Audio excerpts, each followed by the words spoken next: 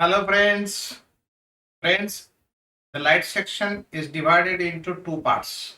One is ray optics and other is wave optics. In the ray optics, obstacle size is quite large as compared to wavelength of the wave. While in case of wave optics, size of the object is comparable with the wavelength of light. Ray of light travels in a straight line in homogeneous medium with the same speed. But question is there, what will happen if the medium is changed? In a homogeneous medium, light travels in a straight line, but what will happen if medium is changed? So if medium is changed, then it changes its path. So here, ray of light travels in a homogeneous medium and then all of a sudden medium is changed. Then it changes its path. Some of the energy or some ray is reflected as well as some is refracted, means path is changed. So here it is the ray of light incident at this point of incidence and it is reflected, it is refracted. So we can say that that is the incident ray, it is reflected ray, and while this is the refracted ray. Here we have considered now mirror, reflection from mirror. Mirror is the glass slab whose one face is silvered, other is polished, is very smooth surface. मान लो कि आपने पास एक bulb है, वो bulb light emit करता है और वो इंसिडेंट होता है. So at the point of incidence we have drawn a normal.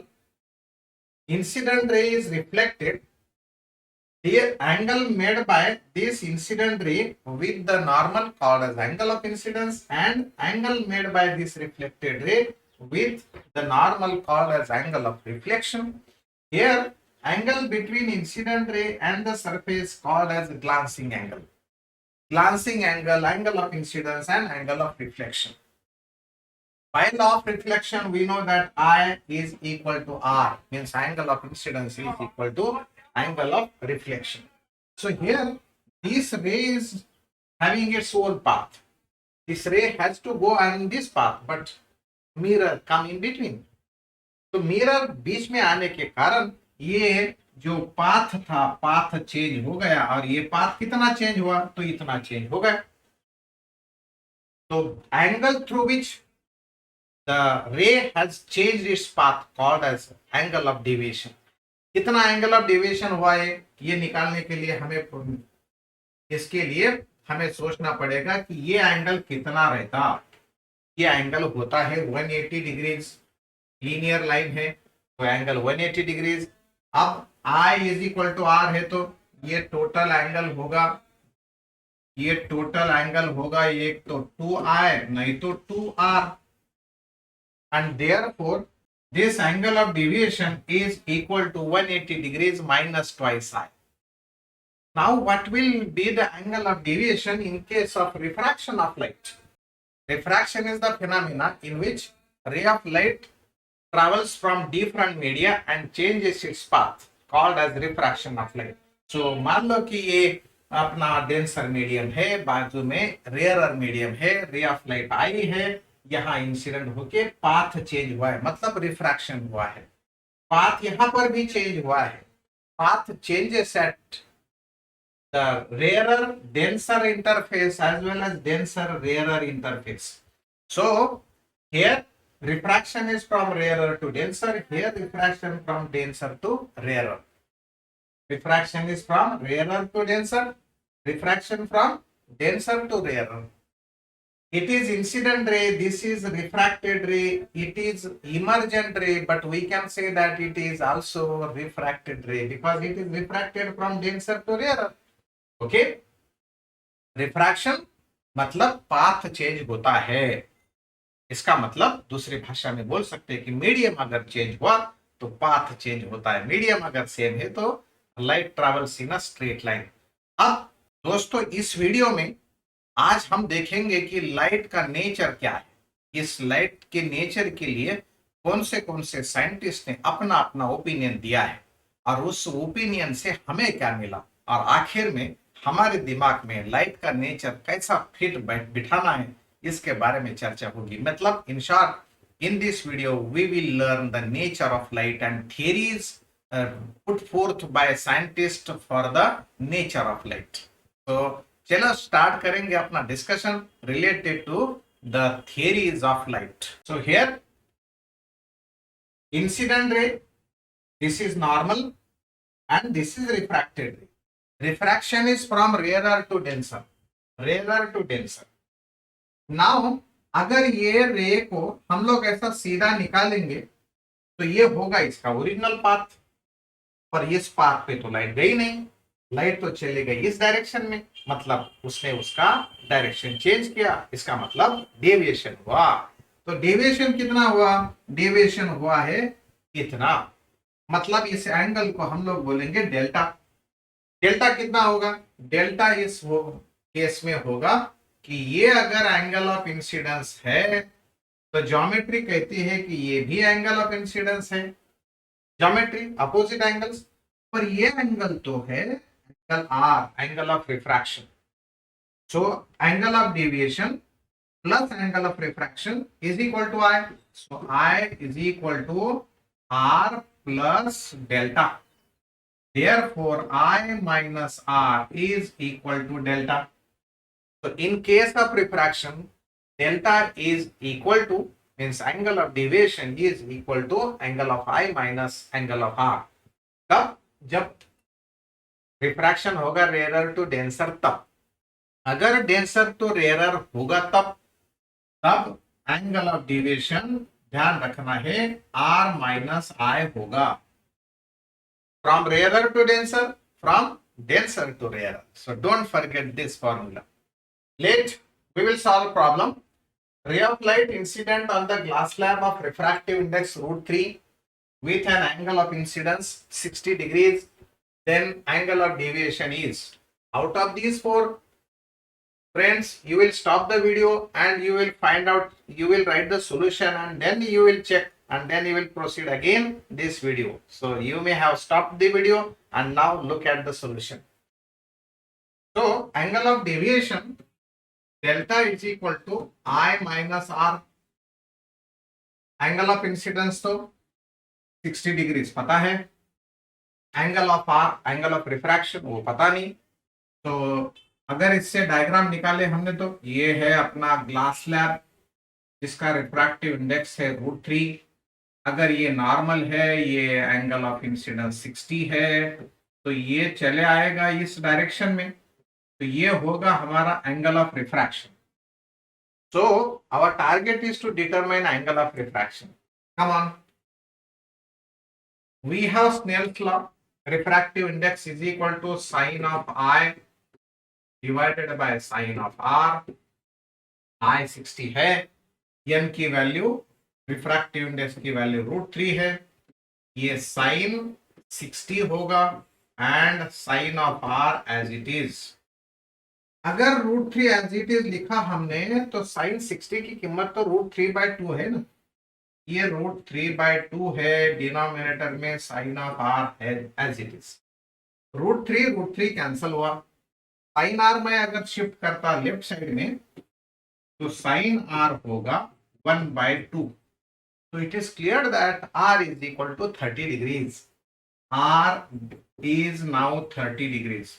पर अपना डेल्टा ये R नहीं है. This is not our question. Question is delta angle of deviation I minus R. So how much is I? I है 60. So delta is equal to 60 minus 30 and it is so simple. This is what our answer B. So such type of problem can be asked in our objective type examination. Now, refraction is taking place. Here is our denser medium. We are considering now wave. यहाँ क्या होता देखिए, यहाँ ये Christ आया है, trough सामने produce हुआ है, और हमें पता है in case of transverse wave, crest and trough follow each other, and therefore here we will say phase of the wave is not changed. Crest के बाद ट्रफ आना चाहिए थे, ट्रफ आ गई, मतलब फेज चेंज कहाँ हुआ? Phase is not changed. And frequency of wave, frequency of wave is not also changed because frequency is a source property. Source तो कहाँ उधर बैठा है, मीडियम तो इधर है, ये मीडियम सोर्स के प्रॉपर्टी को चेंज नहीं कर सकता, and that is why phase of the wave in refraction does not change. Phase change होता नहीं, as well as frequency of the wave remains constant in different media. कितना भी media बदलने दो, मीडिया एक नहीं दो नहीं 10 होने दो, frequency of that wave remains constant. तो अब ये और देखो ये अपनी वेव है, इसकी वेवलेंथ देखिएगा। Wavelength means distance between two successive troughs और टू सक्सेसिव क्रिस्ट। और ये रिफ्रैक्टेड वेव देखो, इसकी वेवलेंथ, ये वेवलेंथ साइज एंड ये वेवलेंथ साइज डिफरेंट नजर आती है। मतलब रेयरर से अगर डेंसर में चले गया तो wavelength of the wave decreases, vice versa also true. अगर वेव डेंसर से रेयरर जाती है तो वेवलेंथ इंक्रीज होती है। In short we will remember what, phase and frequency do not change while wavelength changes. Phase and frequency remains constant while wavelength changes. Wavelength of the wave change. में अभी ये सवाल आ गया है कि what is nature of light? Light का nature कैसा है? दोस्तों आज का हमारा डिस्कशन का पॉइंट ही ये है कि ये नेचर समझने ला जरूरी है। कौन से साइंटिस्ट ने इस नेचर के बारे में क्या क्या कहा है। दोस्तों ये फेमिलियर साइंटिस्ट हमारे हर सिलेबस में आ गया है और वो है साइंटिस्ट न्यूटन। एंड दूसरा आज हम देखेंगे कौन है अपने जिंदगी में आया, वो है क्रिश्चियन ह्यूजेन। तो ये नेचर ऑफ लाइट के बारे में वो साइंटिस्ट ने अपना अपना ओपिनियन दिया। कौन सा ओपिनियन है वो कौन सी थियरीज है, उनके कौन से स्टेटमेंट है, ये बात हमने आज डिस्कस करनी है और ध्यान में भी रखना है। After all what is nature of light? दोस्तों नेचर ऑफ लाइट समझने के लिए ये शुरू से कोई अगर साइंटिफिक तरीके से डिस्कशन शुरू किया तो वो है अपना न्यूटन महाराज। और उन्होंने बोल दिया कि न्यूटन्स कॉर्पस्कुलर थ्योरी, मतलब उनके थ्योरी को नाम दिया गया Newton's corpuscular theory of light. And दूसरी थ्योरी है जो साइंटिस्ट है ह्यूजेन, क्रिश्चियन ह्यूजेन, उन्होंने अपनी थ्योरी दे दी। उस थ्योरी को हम लोग बोलते हैं आजकल Huygens wave theory of light. So what are properties और what are characteristics of these theories, ये हमारा अभी बहुत इंटरेस्टेड टॉपिक शुरू होने जा रहा है। तो आप लोग बिल्कुल पूरा वीडियो बहुत इंटरेस्ट से देखिएगा। लास्ट तक वीडियो देखने से पता चलेगा कि what is nature of light. इसका आंसर मिलने वाला है ये दोनों थ्योरी और उसके बाद तीसरी थ्योरी वो है मैक्सवेल्स इलेक्ट्रोमैग्नेटिक थ्योरी। ऐसे तीनों थ्योरी देखने के बाद पता चलेगा हाँ कि नेचर ऑफ लाइट ऐसा ऐसा है। तो चलो स्टार्ट करेंगे। हम लोग देखेंगे पहले कि न्यूटन जी का क्या कहना है। न्यूटन महाराज का जो कहना है वो पहले देखेंगे। न्यूटन जी कहते हैं कि ये लाइट जो सोर्स से निकलती है वो टाइनी पार्टिकल्स के फॉर्म में निकलती है। Source of light emits tiny particles and they travel in a straight line in homogeneous medium. पहली property, every source of light emits tiny particles and travel in all possible direction with very high speed called as corpuscles, not corpuscles, it is corpuscles. So these corpuscles are rigid, elastic in nature.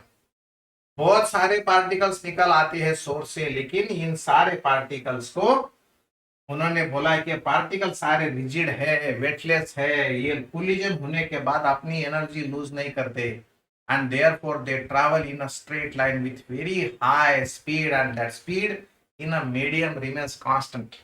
कुछ भी change नहीं होती वो speed. हाँ तो दोस्तों ये particles की स्पीड मतलब कार्पस्कल्स की स्पीड मीडियम बदलने के बाद ही चेंज होती है। दे travel in a medium with same speed. Air medium में एंड डेंसर मीडियम में उनकी स्पीड अलग अलग है। दूसरा सैलिएंट फीचर्स क्या है इस थ्योरी का कि भाई ये जब पार्टिकल्स अंदर आते हैं, मतलब ये पार्टिकल्स अपने आंखों में जाते हैं, तब हमें पता चलता है oh there is a light. हर एक के दिमाग में आता है कि how do we get sensation of light. तो न्यूटन जी कहते हैं कि when these corpuscles enter in our eyes we get sensation. दूसरा सवाल आया था सोसाइटी से कि ये लाइट के डिफरेंट कलर्स कैसे दिखाई देते, मतलब नेचर में जो डिफरेंट कलर्स है ये डिफरेंट कलर्स कैसे दिखाई देते। तो इन्होंने कहा कि ये different colours are due to different sizes and masses. Size and mass बदल गया कि कलर बदल जाएगा। लोगों ने मान लिया कि लोगों का कहना रहता है कि भाई एक आधे बड़े आदमी ने कुछ स्टेटमेंट कर दिया तो वो गलत कैसे हो सकता। तो सोसाइटी ने भी बोल दिया कि न्यूटन जी गलत कैसे हो सकते, न्यूटन जी बराबर ही रहेंगे, न्यूटन को कौन क्रॉस करे। फिर भी सवाल लोगों ने पूछा, सवाल था कि Newton ji what is the reason behind the reflection phenomena. he said that he means Newton said that Newton answered that शिष्यगण चिंता मत करो, मैं हूं ना, मैं आंसर देने वाला हूं तुम्हारे कौन से भी सवालों का। तो सवाल आया था कि रिफ्लेक्शन कैसे होता है। तो वो बोलता है कि when there is a force of repulsion between incoming corpuscles and the particles of the medium, तो repulsion, reflection because of repulsion. लोगों ने ये भी माना, न्यूटन जी गलत कैसे हो सकते हैं न्यूटन महाराज। तो फिर ये मान लिया लोगों ने, पर सवाल दूसरा दे दिया कि न्यूटन जी रिफ्लेक्शन तो समझ में आ गया, रिफ्रैक्शन कैसे। न्यूटन जी बोले चिंता मत करो, आंखें बंद की और न्यूटन महाराज ने बोल दिया कि ये रिफ्लेक्शन होता है रिपल्शन के कारण, तो रिफ्रैक्शन होता है अट्रैक्शन के कारण। So refraction is because of force of attraction between incoming corpuscles and the particles of the medium. इनके बीच में फोर्स ऑफ अट्रैक्शन है तो खींच लेते मीडियम के अंदर चले जाता। लोगों ने यह भी मान लिया कि न्यूटन जी गलत कैसे हो सकते, पर लोगों ने सवाल पूछना बंद नहीं किया। जैसे अच्छे बच्चे सवाल पूछना बंद नहीं करते, वैसे सोसाइटी, साइंटिफिक सोसाइटी सवाल पूछना बंद नहीं करती, सवाल पूछते रह गए। तो ऐसे सवाल, बहुत सारे सवाल से आ गए न्यूटन जी को कि ये कैसा होता, वो कैसा होता। फॉर एन एग्जाम्पल, लोगों ने बोला कि अगर ये मास पार्टिकल्स इमिट होते हैं तो mass of the source must decrease, है ना, होना चाहिए कि नहीं। जस्ट एन एग्जाम्पल, एक आधे ग्लास में अगर कुछ लिक्विड भर के रखा है, दूध हो, पानी हो, ऑयल हो, कुछ भी हो, अगर बूंद बूंद नीचे गिरता है, ड्रॉप ड्रॉप नीचे गिरता है, तो mass of the liquid should be decrease. Same way mass of the source should be decrease. लेकिन ये मास कम नहीं हुआ, ये फाइनल आंसर आ गया। तो न्यूटन जी के थ्योरी का ये पहला ड्रॉबैक बन गया कि mass of the source should be decrease, but it does not happen in practice. दूसरा ड्रॉबैक था, जो ऑब्जर्वेशन था, कि साइमल्टेनियस रिफ्लेक्शन एंड रिफ्रैक्शन होता है, पार्शियल रिफ्लेक्शन एंड रिफ्रैक्शन होता है। तो ये कैसे, Newton's corpuscular theory cannot answer this question. So this is why it is a drawback of Newton's corpuscular theory. ये पार्शियल रिफ्लेक्शन रिफ्रैक्शन, ये टोटल इंटरनल रिफ्लेक्शन होने से पहले पार्शियल रिफ्लेक्शन एंड रिफ्रैक्शन होता है। मतलब रेयरर मीडियम से denser medium जाते समय भी, एंड डेंसर मीडियम से रेयरर मीडियम में जाते समय भी पार्शियल रिफ्लेक्शन एंड रिफ्रैक्शन होता है। तो this theory cannot explain simultaneous reflection and refraction. This theory cannot explain this interference phenomena. This theory cannot explain diffraction phenomena and polarization as well. We will learn these phenomena, interference, diffraction, polarization in detail, but it will be discussed later. So here, according to Newton's corpuscular theory, refraction is due to force of attraction, मान लिया, but force of attraction suggesting that producing acceleration. Force of attraction means there should be acceleration. Force of attraction है तो force is equal to ma, उसी Newton जी का formula है, ये Newton ने दिया वाला फॉर्मूला है। तो फोर्स अगर है तो एक्सेलरेशन है, एक्सेलरेशन है मतलब वेलोसिटी इंक्रीजिंग है, वेलोसिटी इंक्रीजिंग है मतलब velocity of light in denser medium will be greater than velocity of light in a rarer medium. पर उस समय मतलब 17th सेंचुरी में वेलोसिटी ऑफ लाइट मेजर करने का कोई चांस नहीं था। 200 साल ये कंसेप्ट एक सवाल बोल के रह गया कि सच में ऐसा हो सकता है क्या। पर 19th सेंचुरी में वेलोसिटी ऑफ लाइट मेजर कर ली साइंटिस्ट ने, और फिर पता चला कि न्यूटन जी का कहना ये सरासर गलत है।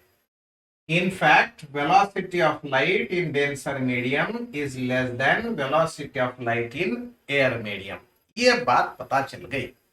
तो दोस्तों फिर सवाल रह गया कि नेचर ऑफ लाइट क्या है। इसके कारण ये ड्रॉबैक बन के रह गया अपने लिए। According to this theory, velocity of light in denser medium should be greater than velocity of light in rarer medium, पर प्रैक्टिकली मेजर्ड वैल्यूज ये कंक्लूजन से अपोजिट आ गए। सो ड्रॉबैक बन गया, फिर क्योस बन गया कि ये लाइट क्या है। तो फिर कंटेम्पररी साइंटिस्ट, उसी सेंचुरी के साइंटिस्ट है, मतलब 17th सेंचुरी के साइंटिस्ट है क्रिश्चियन ह्यूजिन। ह्यूजिन ने बोल दिया, जैसे नीरज चोपड़ा ने बोला था चिंता मत करो मैं गोल्ड मेडल लेकर आऊंगा, तो इन्होंने बोल दिया चिंता मत करो कि मैं बताऊंगा तुम्हारे सारे सवालों का आंसर। तो क्रिश्चियन ह्यूजिन्स की वेव थ्योरी बताती है कि ये light travels in the form of waves. We will see brief account, छोटी छोटी बातें देखेंगे क्या बताया है ह्यूजिन ने अपने वेव थ्योरी में, अपने प्रपोजल में, अपने थ्योरी में। पहला पॉइंट है उसका कि light travels in the form of longitudinal waves. कैसे light travels in the form of longitudinal wave, ये पहला पॉइंट है दोस्तों। यहां से शुरू होगा डिस्कशन ह्यूजिन्स वेव थ्योरी का। एंड जैसे सवाल पूछे गए न्यूटन जी को, वैसे सवाल पूछे गए क्रिश्चियन ह्यूजिन को। कि सवाल था कि डिफरेंट कलर्स ऑफ लाइट कैसे बनते हैं, नेचर में सब अलग अलग कलर्स है तो वो कैसे आते। तो ह्यूजिन ने बोला कि these colours are due to different wavelengths of the waves. Wavelength बदलती है तो कलर्स भी बदल जाते। तो different colours are due to different wavelengths of the waves. और दूसरा सवाल आ गया कि ये फिर हमें दिखाई कैसे देते। तो बस जैसे न्यूटन जी ने बोला था कि entry of corpuscles in our eyes we get sensation, वैसे इन्होंने बोला जैसे वेव अंदर आती है तो हमें सेंसेशन मिलता है। मतलब entry of waves in our eyes we get sensation. पर दोस्तों ये अगर लॉन्जिट्यूडिनल वेव है तो लोगों ने सवाल पूछा कि if it is longitudinal wave and longitudinal wave needs material medium for its propagation, पर लाइट सन से लेकर अर्थ तक आती है तो वहां बीच में कहा मीडियम है, तो फिर ये लाइट कैसे आ सकती। तो फिर और न्यूटन जी के जैसे आंखें बंद करके क्रिश्चियन ह्यूजिन ने भी आंखें बंद कर दी और बोला शिष्यगण चिंता मत करो। वो क्रिश्चियन ह्यूजिन बिल्कुल अपने संत महात्मा के चेले होंगे, क्योंकि अपने संत लोग बोलते हैं कि कण कण में है भगवान। क्रिश्चियन ह्यूजिन ने तो बोला कण हो या न हो भगवान है। मतलब सॉलिड हो, लिक्विड हो, एयर हो या न हो, ईथर मीडियम है। उन्होंने बोल दिया कि there is luminiferous ether medium present everywhere.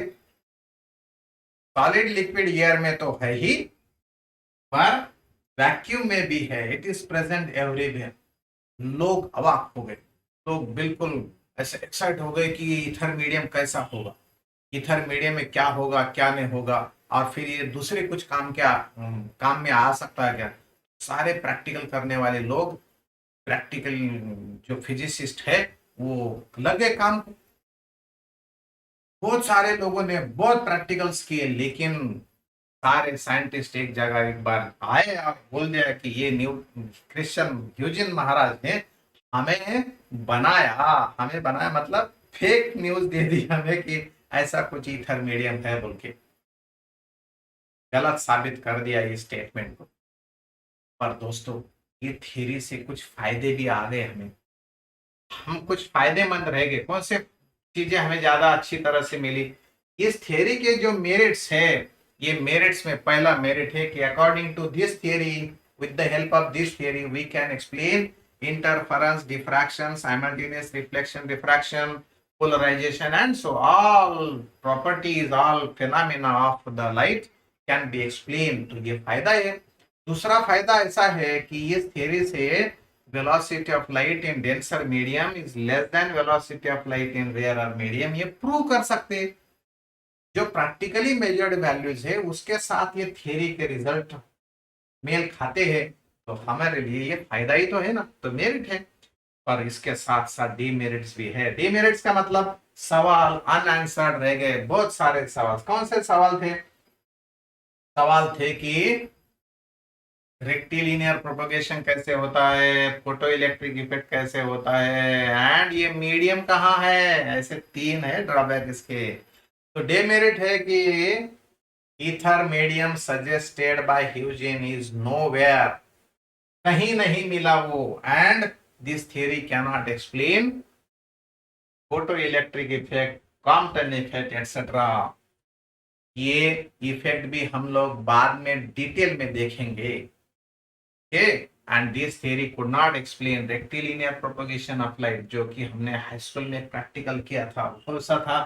3 hardboard लिए थे, उनको पिन होल लेके हाइट पे बनाए थे, फिर एक तरफ से कैंडल रख के लाइट पास की, दूसरी तरफ मतलब तीनों हार्डबोर्ड से लाइट चले गए, और हमारा कंक्लूजन आया था दस light travels in straight line. तो वो एक्सप्लेनेशन उधर मिला, प्रैक्टिकल करके देखा, फिर ये थियरी तो बोलती है वेव नेचर के फॉर्म में, तो कैसे जाएंगी फिर ये। तो दिस इज हाउ उस समय ये एक्सप्लेन नहीं हुआ था, आज के तारीख में हम ये एक्सप्लेन कर सकते हैं, इसलिए वर्ड यूज किया है। This theory could not explain rectilinear propagation of light. दोस्तों, न्यूटन कॉर्पस्कुलर थ्योरी देखी, उसके कुछ ड्रॉबैक्स मिले, फिर बाद में ह्यूजेंस फ्यू थ्योरी आ गई, उसके कुछ फायदे हैं लेकिन कुछ ड्रॉबैक्स भी है। मतलब कुछ सवालों का आंसर नहीं मिला, तो फिर हमारे दिमाग में सवाल वो आ ही गया कि what is nature of light.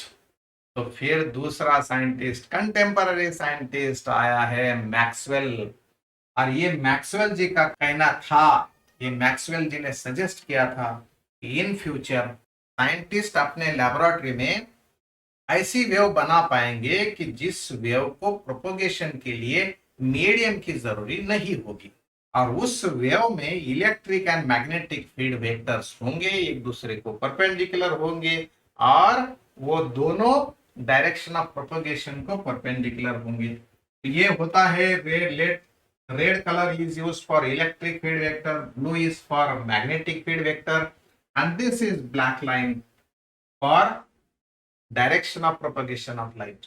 अगर ये राइट हैंड रूल्स ओबे करता है, मतलब इलेक्ट्रिक फील्ड से हम लोग मैग्नेटिक फील्ड के तरफ 4 फिंगर्स अगर रोटेट करेंगे और अपना अंगूठा डायरेक्शन ऑफ प्रोपगेशन के तरफ रहेगा, this is how electric and magnetic field vectors are perpendicular to each other and they vary simultaneously, even both are perpendicular to direction of propagation of light. So this is x direction, y direction में electric field, z direction में magnetic field. मतलब अगर plane की बात करेंगे हम, तो x Y plane में इलेक्ट्रिक फील्ड वेरी होती, तो एक्स जेड प्लेन में मैग्नेटिक फील्ड वेरी होती। एक्स डायरेक्शन दोनों में कॉमन है, and this is why it is electromagnetic wave. कैसे लाइट प्रोपोगेट होती है, और वो प्रोपोगेशन के लिए कुछ स्टेटमेंट होंगे, तो स्टेटमेंट किसने दिए हैं, इसके लिए आप लोग अगला वीडियो देखना ना भूलिएगा। Thank you.